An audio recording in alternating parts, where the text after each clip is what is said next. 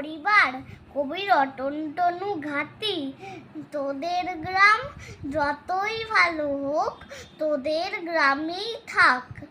আমার গ্রামের নামটি বৈশাখ।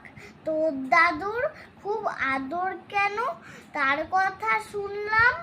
জ্যৈষ্ঠ হলো আমার দাদুর নাম। তোর বাবা মার নাম জানি না তো, তারা তো খুব আপন। আমার বাবা আষাঢ়, মা শ্রাবণ। তোর দিদিরা কেমন জানি না তো, মজায় কাটাস দিন। আমার দিদি ভাদ্র ও আশ্বিন। তোরও বুঝি দুজন দাদা, আর তাদেরই তুই প্রাণ।